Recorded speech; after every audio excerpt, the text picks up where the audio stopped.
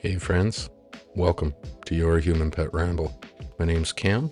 You might know me as Your Human Pet Services, based out of Victoria, Canada.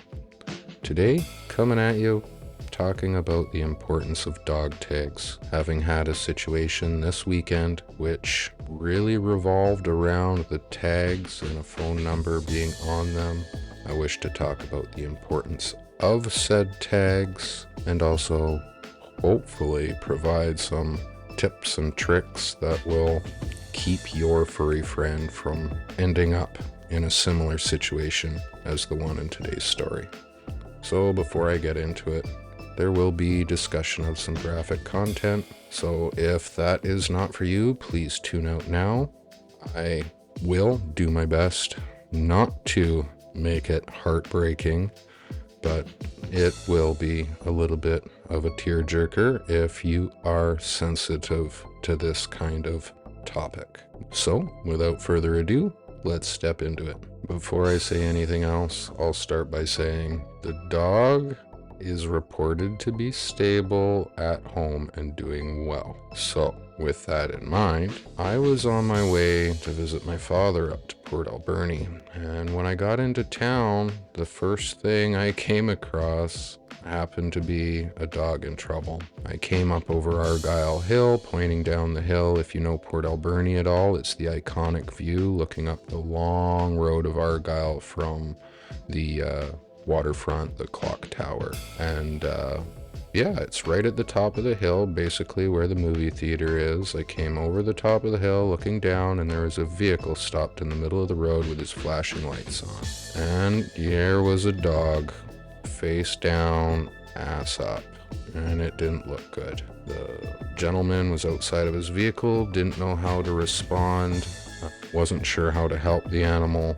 He stated he arrived on the scene and the dog was there. He believes he saw the gentleman that hit the animal drive off. So the dog was left injured on the road.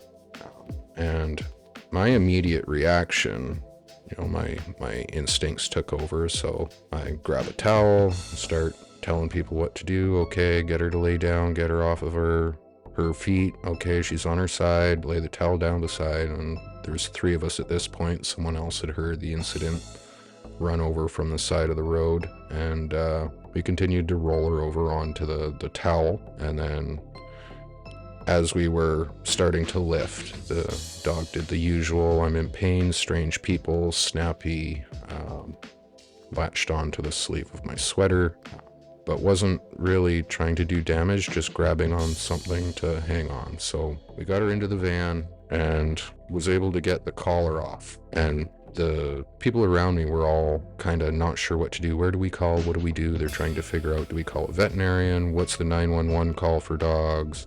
That kind of idea. And so I immediately pulled the collar off and I looked for the tag. It's my instinct as a dog walker. If I come across a dog, I look for a tag. If the tag's on there, it'll have a number that'll get it to the veterinarian, which then we could track down the owner. But in this case, the owners had their phone number on the tag. So even before I was able to tell the gentleman that I got it and I start driving away, I'm on the phone calling and looking at the same time to see if I could see anyone looking for this dog. So get her on the phone, tell her what's going on. She tells me she's at the top of the hill, and I'm able to get the dog to the owners lickety split. It was mere minutes after the incident, which if the phone number wasn't on that tag, I couldn't imagine how I would have tracked them down. And I would have been in a situation of trying to drive them to an emergency veterinarian clinic, which the owners did do that night. It is a several hour drive, at least an hour and a half from Port Alberni to the nearest overnight veterinarian clinic, emergency hospital, and that's where they informed me, getting checkup, everything's stable, going back home with painkillers.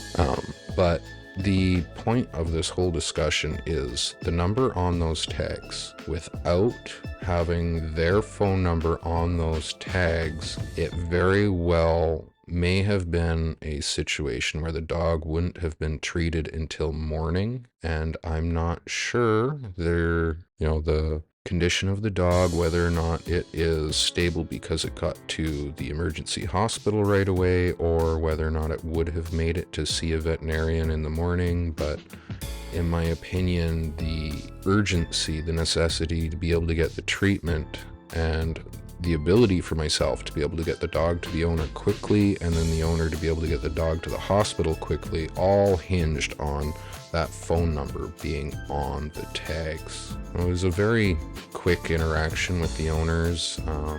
I do tend to pick up quite a bit of information as I talk to people. My instinct is to sort of analyze to understand dog behavior relative to human perception and what may or may not be correct. So I did take in a fair amount of information, and it seems as if they've been trying to work on their escape artist of a dog for a long time and have tried many different things. And seem to have finally run into the situation that they have been fearing since day one. Their dog managing to get out of their yard onto a road in the middle of a dark, rainy night and hit by a car. That's ultimately what everybody fears, is their dog getting loose and something happening, them going missing, you never knowing, or they get injured and the heart break, so on and so forth. So no fault to the owners. I mean, there are extremely difficult dogs. This dog, Coda, is a Husky Shepherd cross, both known for being extremely stubborn.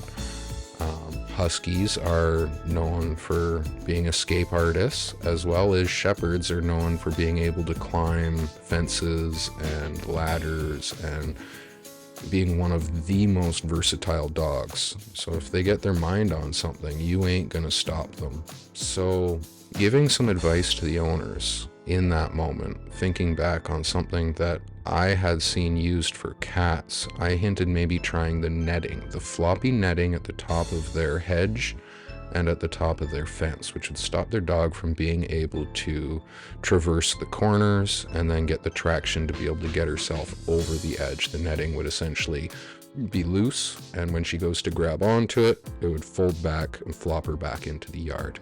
And although that presents its own potential troubles of like getting caught in the netting, it would help to eliminate the going over the fence. However, they did mention at one point their dog used a stick to get out, so it sounds like she is really mind-bent on getting past whatever obstacle you put in her place, like it's a challenge. That's kind of what I picked up on. Oh, you're challenging me, huh? Right? So the other suggestion I made was relevant to a security fence, a perimeter, one that does vibration and gives you alerts to your phone when your dog gets outside of the perimeter. But they responded something I never thought about. Someone stole the collar. Like, how frickin' ridiculous. So when your dog does get out and then you are trying to find them, if they stole your collar, you wouldn't be able to find the dog anyways. So between the two things, I believe there is a solution to be had between the persistence of training relevant to the use of a collar, as well as creating further interventions, let's call them, to be able to stop the dog from getting out of the yard in the first place, while following up with heavy positive reinforcement for the correct behavior. So when she is in the yard, being very deliberate about telling her she's a good girl for going back in the yard, when out of the yard, and vice versa. When not venturing far, being very deliberate about your positive reinforcement about the recall and the return to the property. Well, there you go, guys. There's my weekend event and this video for you rather than the attention during training. I still have to put that together, finish editing it, and get it posted for you, but it is in the works.